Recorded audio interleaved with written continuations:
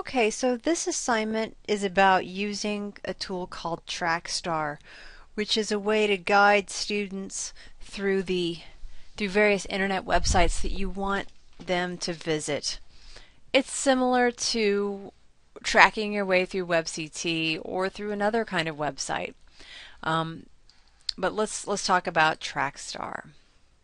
Trackstar is created and maintained by Alltech, and it lets you use what we call annotated websites for use in lessons. So we're going to talk about what it looks like because I'm going to show it to you. Does it cost anything? No. We'll talk a little bit about how you can use it in your classroom, and I'll show you how to make a track. And then what you'll do in this assignment is make your own track. First, though, why don't we take a look at a few examples. Here's an example of a track called The Farm and the Animals That Live There. And we're not actually in the track yet. We're on the front page that lets us look at it and learn about it. Each track has its own track number. We know that this was created by Krill Head. It's for the grades early childhood, K through 2. Subjects covered are language arts, social studies, and ag science. Last modified in 2009. It's in the format of something called a resource list. And then the author, C. Head, put in a description. This track can be used by teachers and students to explore the farm. Some online activities that students can complete on their own. So that gives you a little bit of information about that track. So be keeping in mind that when you make your track, you're going to want to input similar information so that somebody that comes and arrives at your track from beyond your world, they'll know what to expect when they see it. So you can choose to view in frames or view in text. I generally like to view in frames. And so this should look familiar to you. You've got kind of a little navigation bar over here, and then you notice that up in the top, this is where the annotation happens. That is, you as the track builder, designer, you typed all of this in here, this information, you inputted a site location, and you typed this. The track builder can type messages in there. So you can use this site to explore animals from around the world. I will say, looking at this site, I don't think it's very attractive.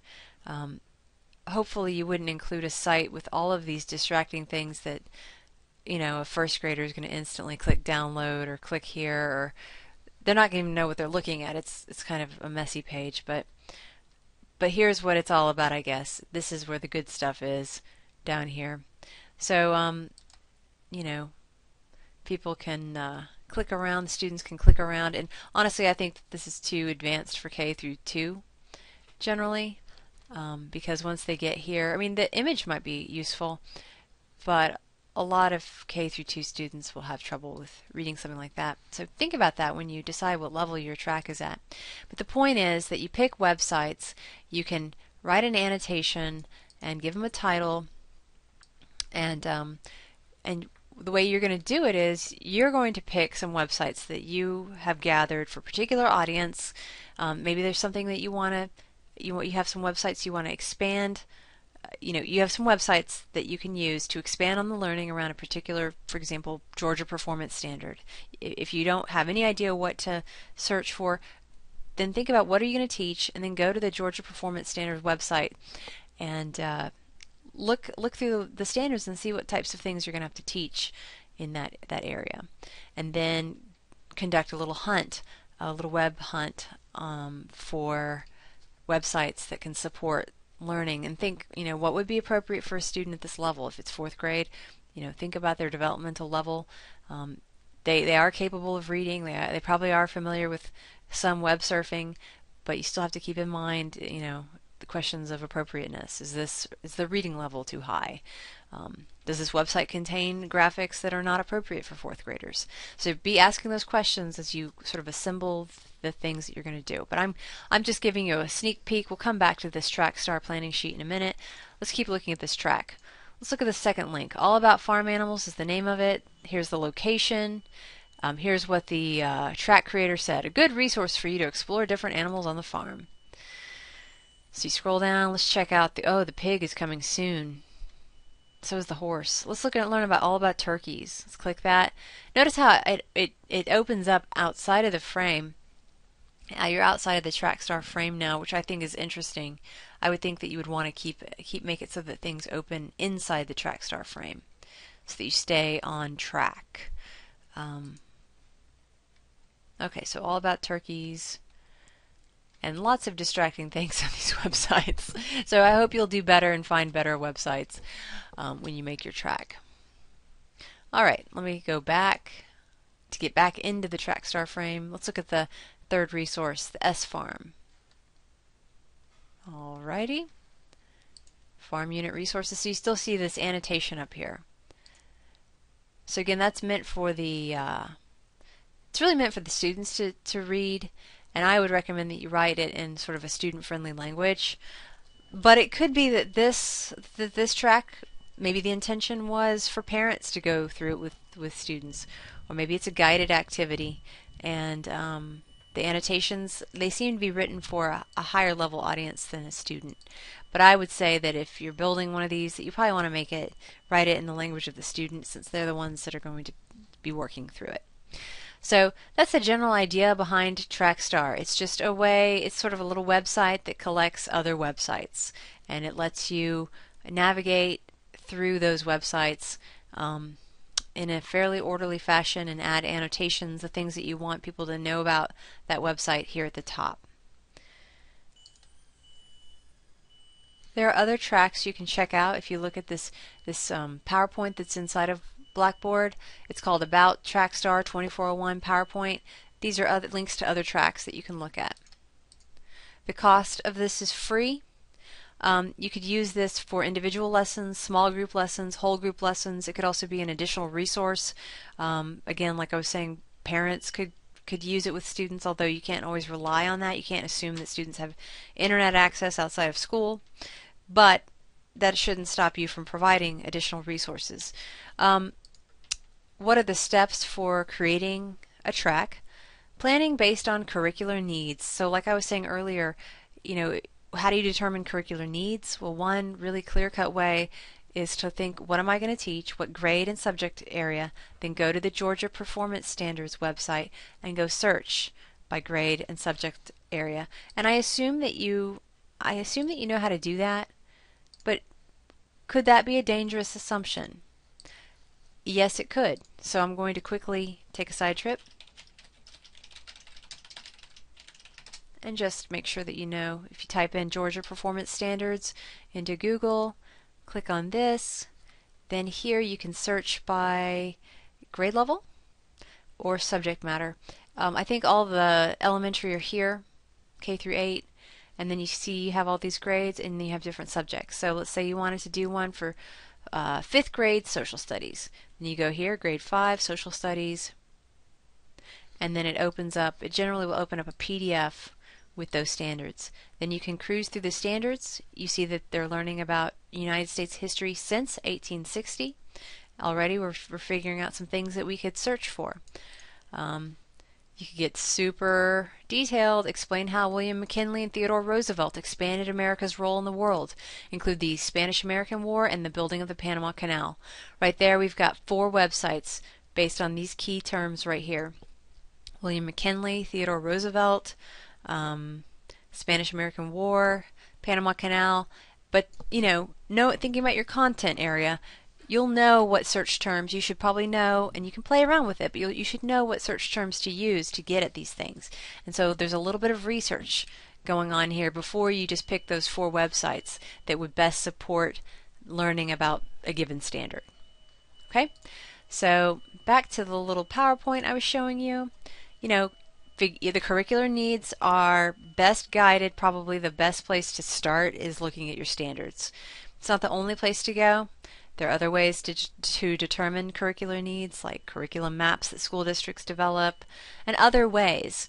Needs are not only from the state standards, although I think we sometimes think that they are. I think it's easy to forget that there are other needs, like at the local level. Sometimes school districts have their own curricular needs and initiatives and sort of values that they're trying to teach students. So But again, GPS is to keep it simple. The Georgia Performance Standards and the Common Core that we've adopted are probably a really good place to start. And then, like I said, once you figure out what the curricular needs are, research those internet sites that fit them, gather up your URLs, write those directions, those annotations that I was showing you in that track, and those questions for students to consider. And we didn't see that in the farm animals example, but you probably would like to write some questions. At least one thing. What is it that you want them to find on this website? Or what do you want them to think about while they search on this, they peruse the website and explore? Is there something you want them to do, and is there something you want them to look for? So that's what you should note in your directions or questions for students. All right, so back to this Trackstar planning sheet that I showed you earlier. Notice how you're going to need to actually use this to plan your Trackstar track. Put your name, give the track a title. You'll give it I think it will automatically get its own track number. I'm gonna go through those steps in a little bit, and you'll want to put the track number here, and then you'll want to collect your website. So once you found a website that fits your curricular need you've identified, you need to put the web address here, give it a title, whether it's the real title or it's a title that you think is appropriate, and write the questions that you're going to use to annotate that track, that website on that track. And so you need to do that for 1, 2, 3, 4, 5. This says fourth, but it should be fifth. So you need to have 5 websites in there. Okay? I'm going to push that aside. And let's move along. If we see the Trackstar's online template, we will check that out. Pre-planning is important, which is why you'll want to do this planning sheet. So I'm going to show you how to register for a Trackstar account, build a track, and the template is this thing, this planning sheet, which will help you in building that Trackstar. Once you've got all this figured out, it's a really simple matter of copy paste, clicking buttons, and saving and publishing your track. This presentation was put together by Krillhead, just presented by me, Kim Hewitt. And that presentation, if you want to revisit it in more detail, is this PowerPoint right here. And here's what I'm going to do. I'm going to go over the assignment instructions here, and then I'm actually going to shut down this video. I'm going to stop it, and I'm going to create a separate video, a how-to video for Trackstar to show you how to do all the things that we've talked about, because we've already got 13 minutes here for this. Okay, so you're going to use Trackstar to create an instructional web page. You're going to use the Trackstar planning sheet and submit that to the Dropbox, please, the one that I've shown you several times now. I'll show you in the second video how to register for your account with Alltech, and then we're going to create our account, and you'll need to, of course, decide on the topic or content for your web page, like I'd said, and you will use that Trackstar planning sheet to gather your information and get it all in a nice little organized document, so that once you go back to Trackstar to actually flesh out that track, everything's ready to go. After you've built the planning sheet, you put all the things there, you can build your track. Once built, the track will be given a track number, and of course, like I said earlier, you're going to need to put that on your planning sheet. So the Trackstar planning sheet will be one thing you submit to the Dropbox. Actually, that's all you have to submit, because I can look up the track if I have the track title and number. But if the track has its own website, web address, that would be a great thing to throw into the Dropbox too, even though it's not required. That'll help too, just a direct link to it. But do make sure you get the right track number. That's very important, and the right track title when I go to try to find it. Alright, so here's the real rubric here. It says at least 4 links. So when I said earlier that even though there's 2 things that say fourth, and I said that you need to have 5, let's go ahead and overrule that. The rubric here says at least 4 links. We're going to just stick with that. You can have more than that if you want. Um, so, you know, you do not need to have annotations at the top of each link that you've provided, and just make sure it's grade level appropriate to the best of your ability. I know that sometimes when we are pre-service teachers, we don't always know what's appropriate.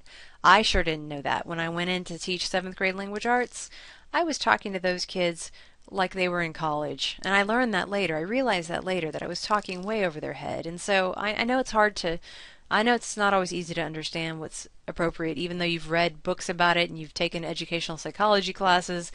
Sometimes you don't know. So if you have any questions, you're welcome to run them by me and run a website, and I can give you my feeling about it, because I've taught high school and middle school, and I have raised one child from age 7 to 8 or 19 is where he's at now, and I've raised a couple others that are in elementary and middle, so I have a better idea than I used to of what's appropriate. But go ahead and send me a message if you have any doubts, but do your best with that and keep that in mind.